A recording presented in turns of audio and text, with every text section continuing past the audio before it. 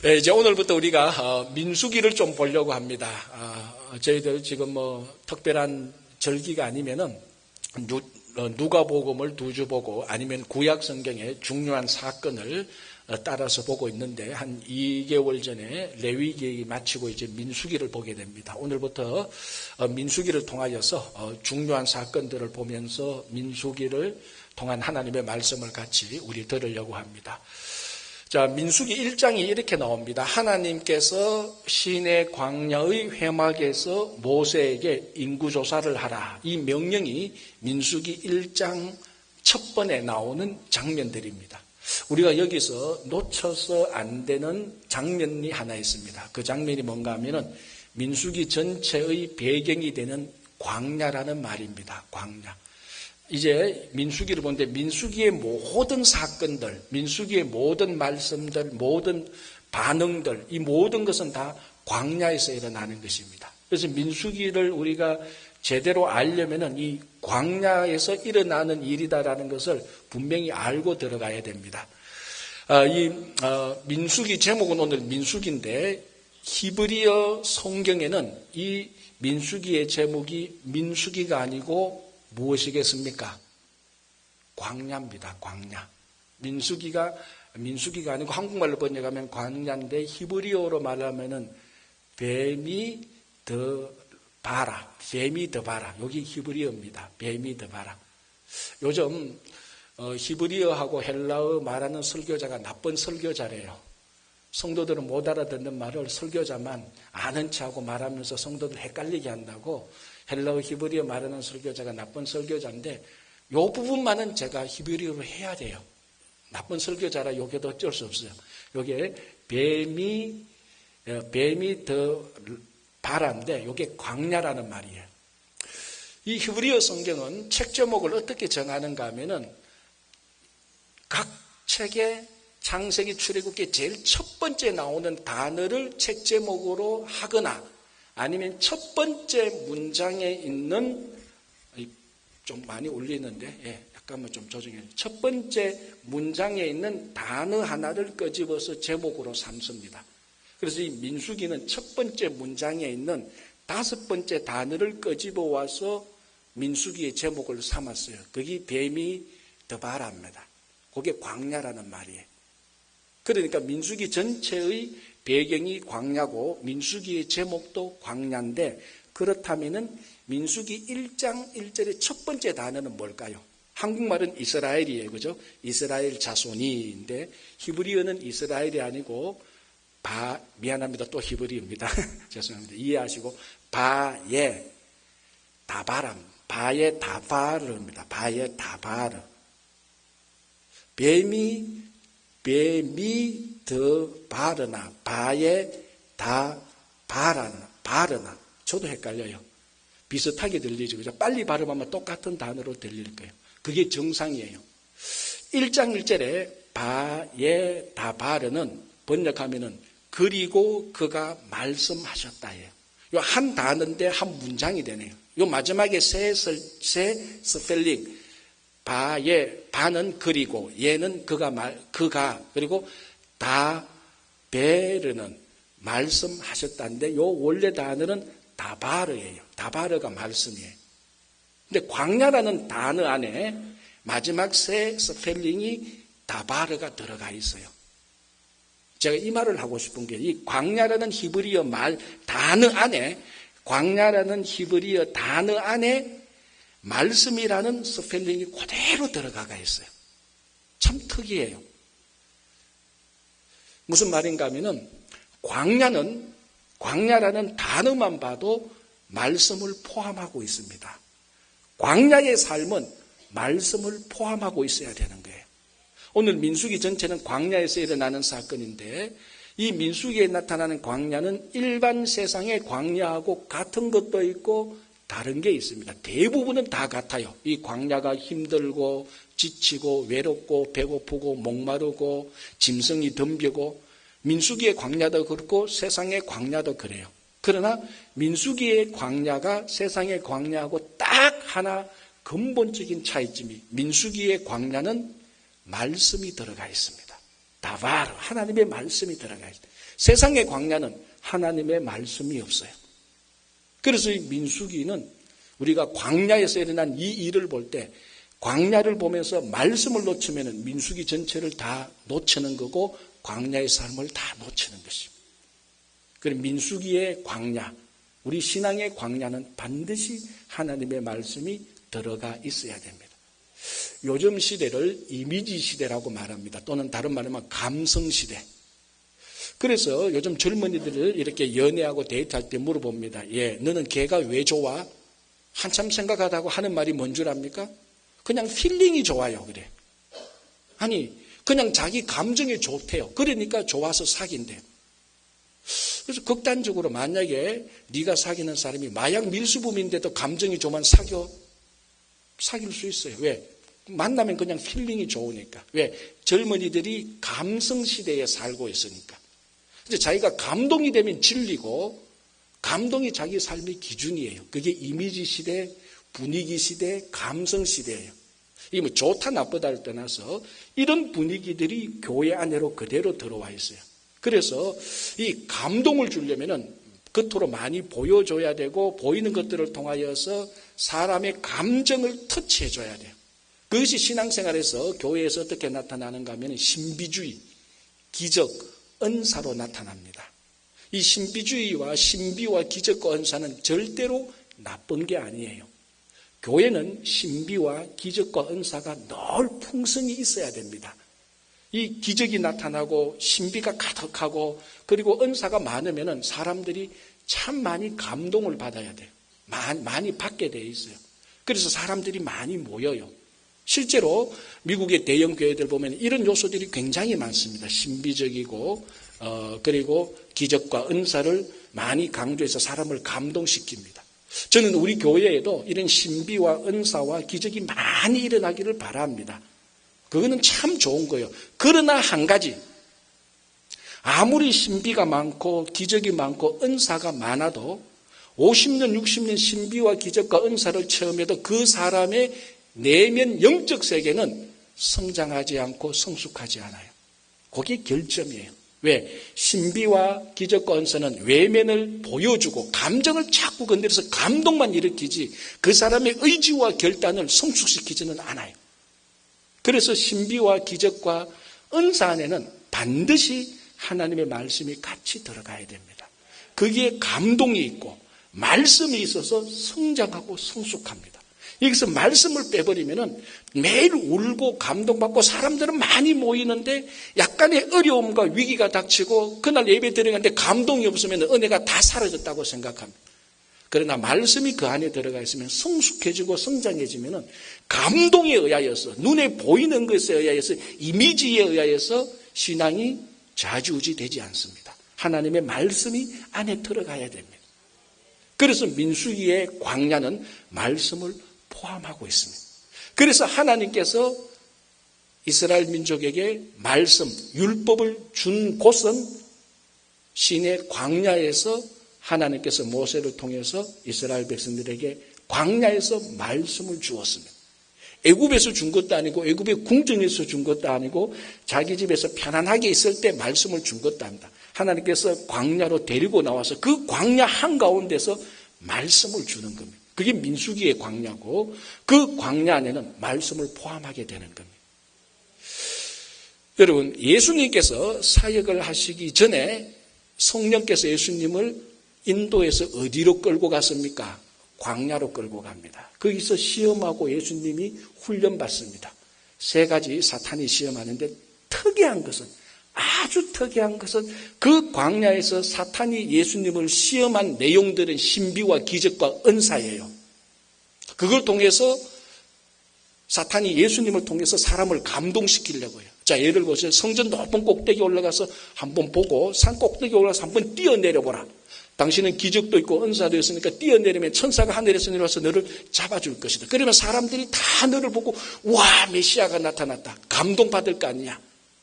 이 사탄이 예수님을 시험하는 방법이 신비와 기적과 은사로 시험했는데 예수님은 그 3가지 모두를 다 말씀으로 물리쳤어요. 예수님께서 기적을 베풀 능력이 없어서도 아니고 은사도 없어서도 아니고 예수님이 신비를 몰랐어도 아니에요. 신비와 기적과 은사고 예수님께 시험 올 때 예수님은 하나님의 똑같이 하나님의 말씀으로만 다 물리쳤어요. 어디에서? 광야에서. 여러분, 우리 이민 생활을 이민 광야라고 말을 합니다. 여러분, 우리 가정과 여러분 일터와 우리 교회, 우리가 살고 있는 모든 공동체에 매일매일 기적이 일어나기를 바랍니다. 그리고 여러분 한 사람 한 사람의 은사가 가득하기를 원합니다. 매일매일의 삶이 신비로 가득 차기를 원합니다. 그러나 그게 다가 아닙니다. 신비와 기적과 은사 안에 꼭 하나님의 말씀이 있어서 성장하고 성숙해지는 여러분들이 되기를 간절히 바랍니다. 자, 히브리어 성경은 오늘 민수기의 제목이 광야입니다. 그런데 우리가 보는 민수기의 제목은 민수기입니다. 영어로 말하면은 numbers, 숫자들, 글자 그대로면 숫자들입니다. 그런데 왜 이래 제목이 다를까요? 이 민수기의 넘버스는 어디에서 온 제목입니까? 이 라틴어로 번역된 구약 성경이 있어요.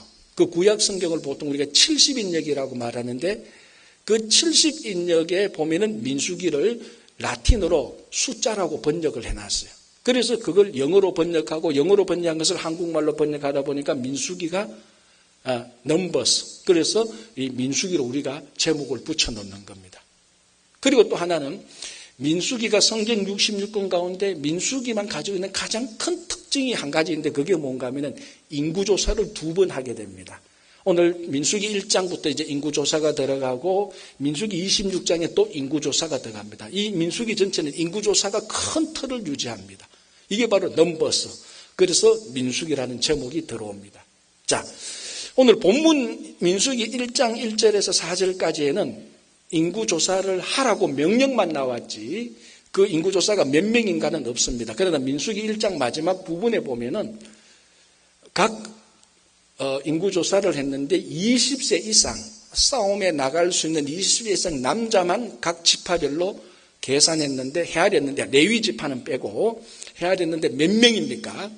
60만 3,550명입니다. 그래서 이것을 환산해서 그러면은 민수기에서 조사한 그 이스라엘 민족 전체는 몇 명이겠는가? 최하로 잡아서 200만, 최고로 잡으면 500만까지. 보통 한 400만 정도로 봅니다. 그럼 우리 민수기의 인구조사를 해보니까 이스라엘 민족이 약 400만, 전쟁에 나갈 수 있는 20세 이상만 60만 3,550명. 이게 몇 명으로부터 이만큼 됐을까요? 70명으로부터 됐죠. 야곱의 가족 70명이 요셉이 애굽에 있을 때 다 이민 갑니다. 70명이 다 이민 가서 400년 애굽에서 살면서 출애굽하고 광야에서 출애굽한 지 14개월째 되는 첫날에 인구조사를 해보니까 70명이 400만 명이 되었어요. 늘 많이 잡으면 500만 명. 줄여도 70명이 200만 명이 되었어요. 무엇을 증거합니까? 그래서 학자들은 이 숫자가 맞니 안 맞니 여러 가지로 이렇게 논쟁하는데 그것은 하나도 중요하지 않아요. 그것은 연구실에서 매일 밥 먹고 연구하는 사람들 연구하라 그러세요. 우리들은 이 60만 3,550명 약 400만 명의 인구가 숫자가 무엇을 의미하는가 그걸 봐야 됩니다. 무엇을 의미합니까? 하나님의 약속이 성취되고 있다는 가시적인 표시입니다. 무슨 약속? 아브라함에게 주신 약속. 하늘의 별처럼 바다의 모래처럼 될 것이라는 약속을 하나님께서 아브라함에게 해주셨어요.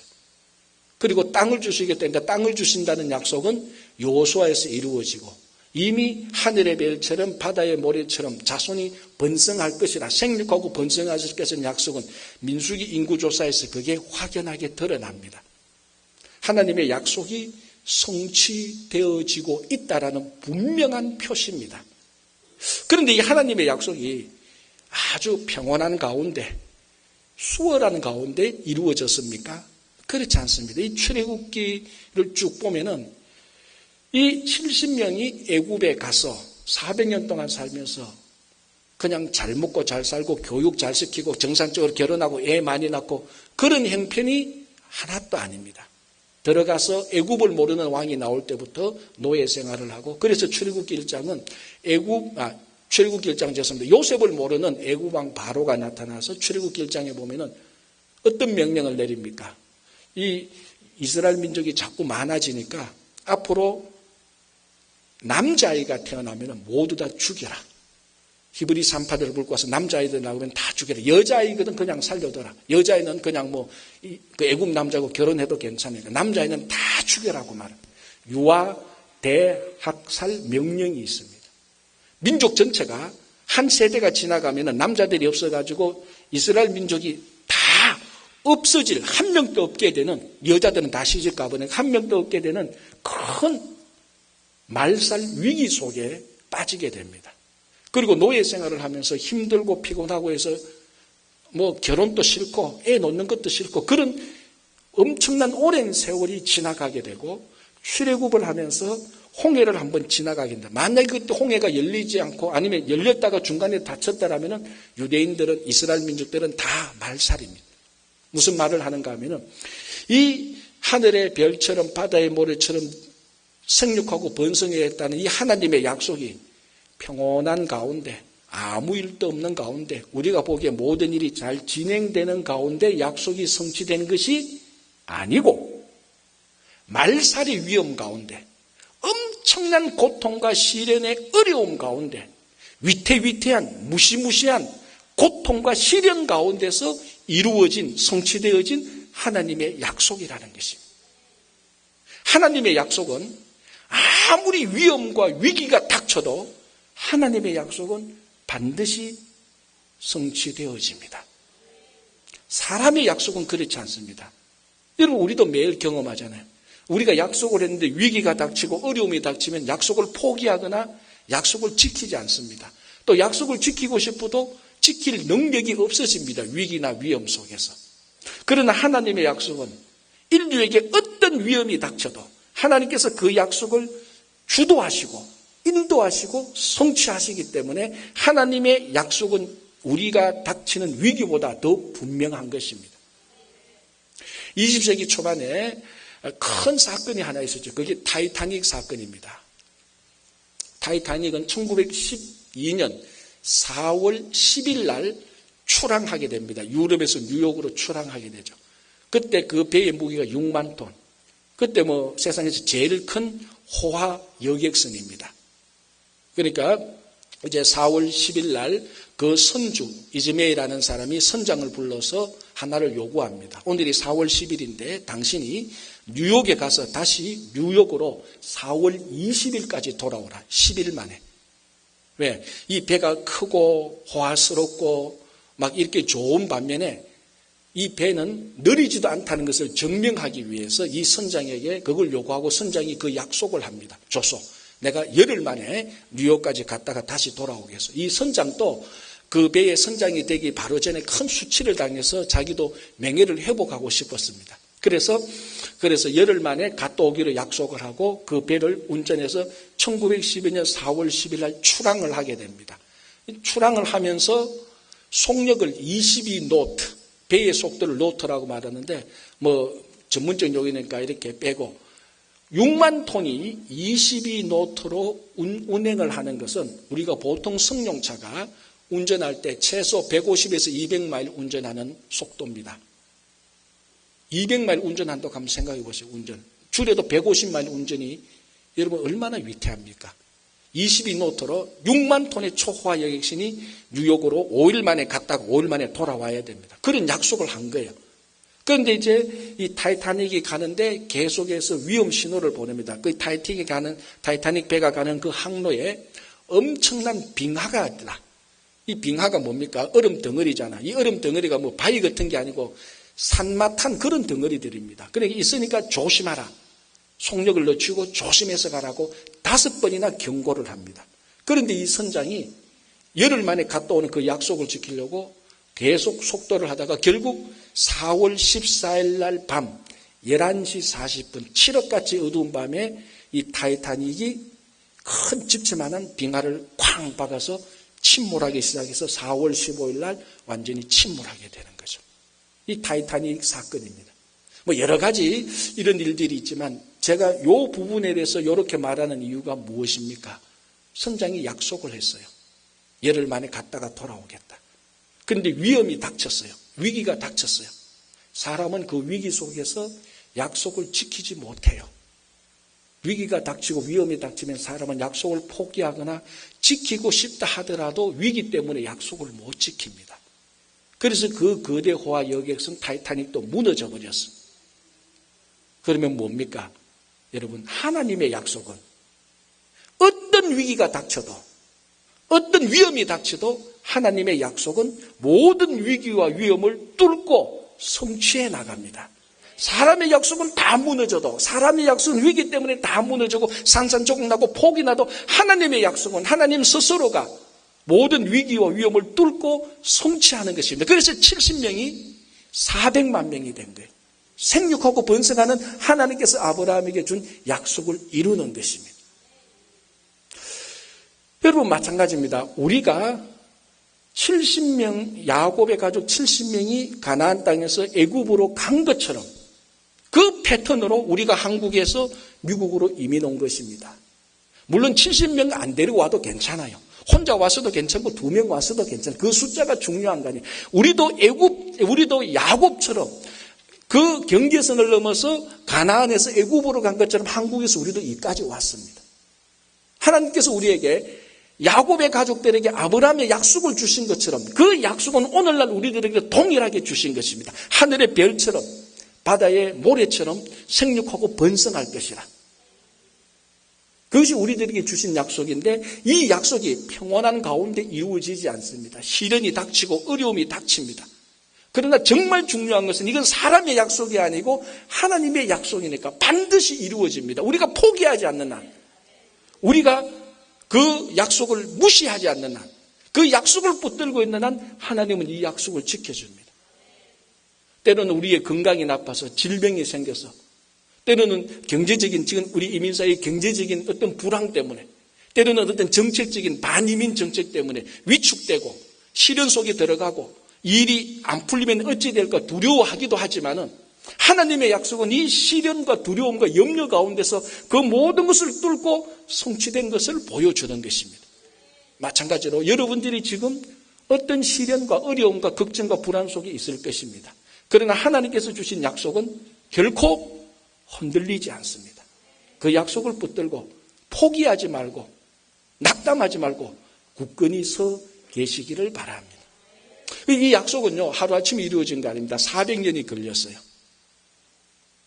전번에도 말씀드렸듯이 아브라함은 이 약속을 이루기 위해서 자기 평생에 한 것은 약속의 자녀 1명 이상만 놓고 죽었어요. 그리고 400년이 지난 한 진짜 바다의 모래처럼 하늘의 별처럼 사람이 광야에 400만 명이 쫙 깔렸어요. 모든 위대한 일은 초조함과 조급함 속에 이루어지는 것은 아무것도 없습니다. 모든 위대한 일은 반드시 믿음과 인내 속에서 이루어지는 것입니다. 하나님의 이 약속도 400년이라는 긴 시간의 인내와 이스라엘 백성들의 그 믿음 속에서 하나님께서 약속을 이루어진 것입니다. 여러분, 우리 이민생활하면서 어렵고 힘들더라도 절대로 낙담할 이유가 없습니다. 왜? 우리가 가지고 있는 이 약속은, 이 약속의 주도권은 내가 지는 것이 아니고 하나님께서 지고 하나님께서 인도하시기 때문에 그렇습니다. 그래서 넘어졌던 자 다시 일어나고 포기했던 약속 다시 우리가 마음에 품고 믿음으로 살아가시기를 바랍니다.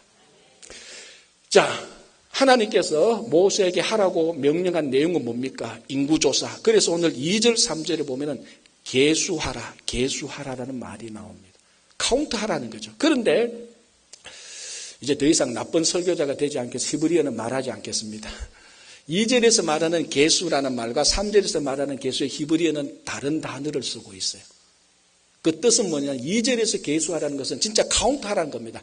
헤아리라는 겁니다. 1명, 2명, 3명 헤아리라는 것이고 3절에서 계수하라는 것은 헤아리되 등록시켜라 이런 말입니다. 헤아려서 등록시켜라. 무엇으로? 오늘 왜 헤아리입니까? 전쟁에 나갈 군사들을 확인하려고 헤아려요. 여기서 헤아림을 받은 60만 3,550명은 한 명이라고 헤아림을 받는 순간 무엇으로 등록됩니까? 군사로 등록되는 거예요. 다시 말하면 3번 3절에 나오는 계수하라는 것은 헤아리에서 그 헤아린 사람을 임명하라는 겁니다. 무엇으로? 군사로서. 그래서 성경에서 최초로 이스라엘 공동체가 군사 공동체로 세워집니다. 60만 3,550명이 최초로 군사 공동체 군대가 됩니다. 희한한 것은요, 군번도 없어요. 훈련도 안 받았어요. 그냥 하나님께서 애굽에서 사람들 데리고 와서 60만 3,550명 헤아려가지고 임명해버렸습니다. 이제 너희들은 군대다. 한 사람 한 사람은 군사다. 하나님의 군대가 되고 하나님의 군사가 됩니다. 이 사람들이 원래 어떤 사람들입니까? 자, 400만 명, 500만 명, 이 사람들을, 이 400만 명, 50만 명을 두리둥실 뭉쳐서 한 묶음으로 만들어서 이 사람들이 이런 사람들이라고 딱 말하는 한 단어가 있어요. 그 단어가 무엇이겠습니까? 히브리라는 말이에요. 히브리. 히브리는 인종과 민족을 말하는 단어가 아니에요. 히브리는 원래 어떤 계층을 말하는 단어예요. 그런데 이 히브리 계층 가운데 대부분이 이스라엘 민족이었어요. 그래서 이스라엘 민족하고 히브리하고 그냥 같이 섞어서 말을 하는 거예요. 자세히 보면은, 출애굽기를 자세히 보면은 출애굽 한 400명, 500명 가운데 이스라엘 민족 말고 다른 인종들도 많이 포함되어 있어요. 그러나 다 히브리 사람들이에요. 다 히브리 사람들. 그럼 히브리 사람들은 어떤 계층입니까?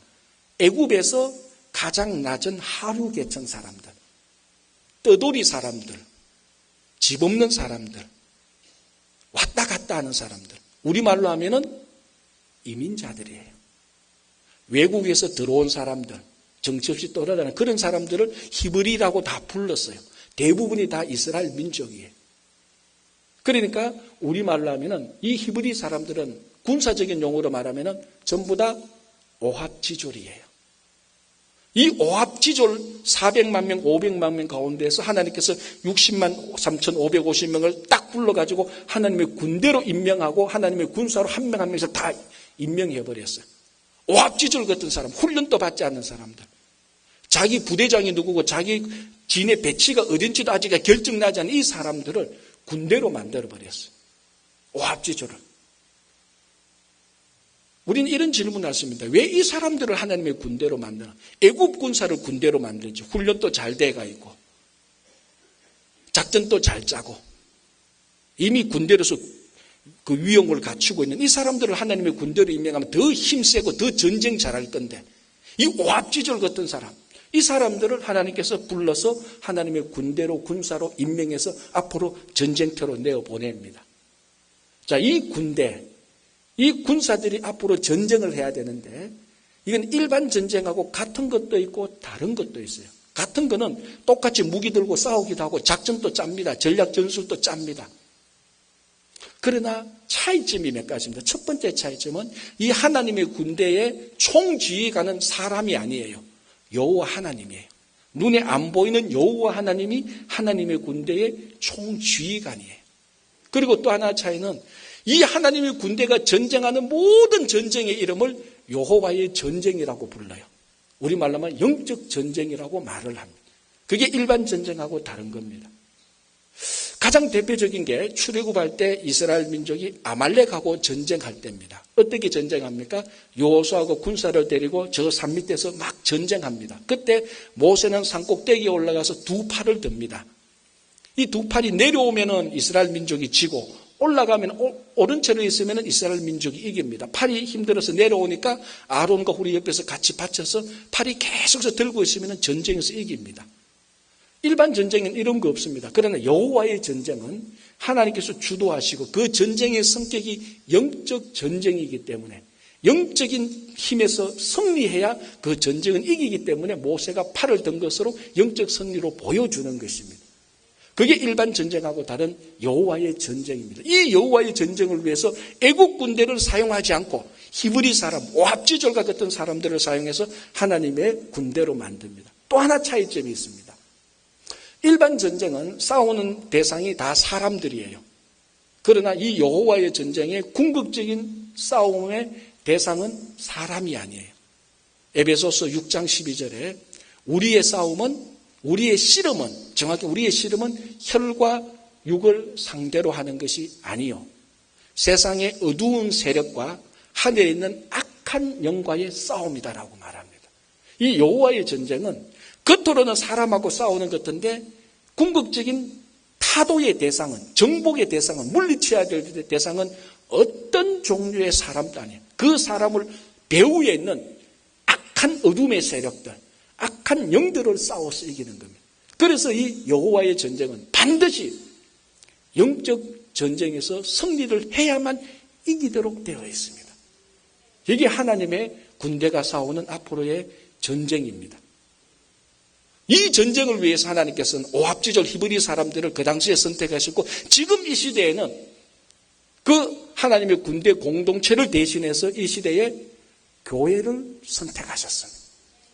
이 시대의 교회가 광야에서, 민수기에 나오는 광야에서 60만 3,550명이 하나님의 여호와의 전쟁을 했던 그 전쟁을 이 시대에 하나님의 군대 공동체인, 영적 공동체인 교회가 그것을 감당해야 되는 것입니다. 그 한 사람 한 사람이 바로 여러분 한 사람 한 사람, 나 한 사람 한 사람이 하나님의 군대 군사입니다. 여러분, 우리가 이민 생활에서 오면서 가만히 보면 우리가 바로 히브리 사람들이에요. 이민 와서, 물론 우리 간의 정도와 신분의 차이는 다 다르지만 근본적으로 보면은 애굽 사람이 이스라엘 민족을 히브리 사람으로 불렀던 것처럼 지금 오늘 미국의 주류가 우리를 히브리 사람으로 보는 게 우리 이민자들이에요. 하나님께서 애굽 군사를 대신 하나님께서 히브리 사람을 선택해서 하나님의 군대로 만드신 것처럼 이 시대에 하나님께서 미국의 훌륭한 군사 대신에 한국 이민자들, 히브리 사람과 같은 한국 이민자를 하나님께서 선택해서 하나님의 군대 공동체를 만들고 교회를 세워주신 것입니다. 우리 교회가, 이 이민교회가, 뉴욕 동양제일교회가 그 영적 전쟁을 감당해야 되는 것입니다. 이것은 힘과 칼과 마병을 준비하지만, 전쟁 작전도 짜고 무기도 준비하지만 성패는 우리의 작전과 우리 무기에 달린 게 아닙니다. 여호와 하나님에게 달린 겁니다. 우리가 어떻게 끝까지 이 영적 전쟁을 바라보고 하나님께 매달리고 하나님께 의존하느냐에 따라서 이 전쟁의 성패는 결정되어지는 것입니다. 또 하나 중요한 게 있는데, 이제는 영적 전쟁터가 어디냐, 영적 전쟁이 무엇인가를 구체적으로 알아야 됩니다. 영적 전쟁터는 교회 안도 되지만은 교회 바깥도 똑같이 영적 전쟁터입니다. 그럼 영적 전쟁은 어떻게 하는 겁니까? 영적 전쟁은 우리 한 사람 한 사람이 교회 바깥에서 가게에 가서 물건을 사는 것이 영적 전쟁입니다. 성도 한 사람 한 사람이 세상에 나가서 그리스도가 되어서, 예수 그리스도가 되어서 가게에서 물건 사는 게 영적 전쟁입니다. 식당에 가서 음식을 주문하고 밥을 먹는 게 영적 전쟁입니다. 운전을 하는 게 영적 전쟁입니다. 직장에 가서 동료들과 함께 팀워크를 위해서 일하는 게, 그게 돈을 버는 것 이전에 영적 전쟁입니다. 일상적인 삶이 영적 전쟁터고 일상적인 삶 하나하나가 영적 전쟁입니다. 여러분, 우리가 기도할 때, 예배 드릴 때 얼마나 신령과 진정으로 집중합니까? 이것만큼 물건 하나 살 때, 음식 하나 먹을 때, 걸어갈 때 똑같은 영적 에너지를 쏟아부어야 됩니다. 그게 영적 전쟁입니다. 지금까지 아무도 내가 가게 가서 물건 사고 식당 가서 밥 먹는 게 무슨 전쟁이냐라고 말하지만 영적 전쟁입니다. 거기서 우리가 얼마나 성도로서 그리스도처럼 살아가느냐, 그리스도처럼 물건을 사느냐, 그리스도처럼 일을 하느냐, 그리스도처럼 걸어가느냐, 그리스도처럼 말하느냐, 그리스도처럼 친절하느냐, 그 하나하나가 다 전쟁입니다. 여러분, 전쟁할 때 어떻게 합니까? 놀면서 합니까? 웃으면서 비실비실합니까? 전쟁은 목숨 걸고 해야 되는 거예요. 다른 거는 목숨 안 걸어도 전쟁터에서 전쟁은 목숨 걸고 전쟁하지 않으면 내가 죽습니다. 우리 일상적인 삶 속에서 평상시 하는 아주 자연스러운, 가정주부가 집에 가서 설거지하는 게 목숨 걸고 해야 되는 영적 전쟁입니다. 거기서 무너지면 이미 전쟁터에서 지는 겁니다. 여러분 한번 생각해 보십시오. 오늘 이 하나님의 군대의 숫자가 60만 3,550명입니다. 좋습니다. 그대로 숫자적으로 말해서 만약에 이 뉴욕에 영적 전쟁에 임하는 영적 군사 60만 3,550명이 모든 일터 가정, 모든 일상적인 손색에 한복에 쏟아져 나가서 물건을 살 때, 걸어갈 때, 운전할 때, 밥 먹을 때 영적 전쟁을 한번 해보십시오. 3개월 만에 뉴욕은 다 바뀝니다. 60만 3,550명이 일상적인 삶을 기도하듯이, 예배드리듯이, 찬양하듯이 그걸 전쟁이라고 생각하고 직장에서 일을 할 때, 밥을 먹을 때, 말할 때 영적 전쟁을 선포하고 한다면 아니 60만까지 필요 600명만 있어도 뉴욕은 환하게 바뀌는 거예요. 이걸 위하여서 히브리 사람과 같은 오합지졸과 같은 우리들을 하나님께서 헤아려서 선택해 주시고 영적 군사로서 임명해 주셨습니다. 옆에 한번 보십시오. 다 무시무시한 군사들이에요. 어리버리하게 보이지만 하나님께서 여러분들을 헤아려서 이 세상에 나가는 일상적인 삶 속에 보내는 영적 군사들입니다. 이제 오늘 이 시간부터 내가 예배당에서 예배 드리는 만큼 그 영적인 힘을 가지고 가게에서 물건 하나 사십시오. 그 힘 가지고 세상에서 만나는 사람들에게 친절하게 대해 주십시오. 내보다 더 못한다고 절대로 무시해서는 안 됩니다. 우리가 이민사회에 살면서 내가 이만큼 무시했으니까 나중에 이만큼 무시함을 내가 다시 갚아주겠다고 생각하는 순간부터 이미 영적 전쟁에서 우리는 패배하는 겁니다. 내가 이만큼 차별을 받았어도 이 차별을 내가 어떤 사람들한테 돌려주지 않겠다. 나는 그 사람들을 존귀히 여기겠다고 생각하고 존귀히 여기는 순간에 영적 전쟁에서 승리하는 것입니다. 그때의 세상은 바뀌고 하나님께서 우리를 보고 기뻐하시고 하나님께서 정말 이 히브리 사람, 오합지졸 같은 사람을 하나님의 군사로 잘 임명했다라고 하나님께서 흐뭇해 하실 것입니다. 이 민수기 광야, 이민 광야에서 살아가는 여러분들이 하나님의 위대한 군사가 되고 우리 뉴욕 동전철 교회가 위대한 군사 공동체가 되어서 영적 선생에서 매일 승리하는 여러분 되기를 바랍니다.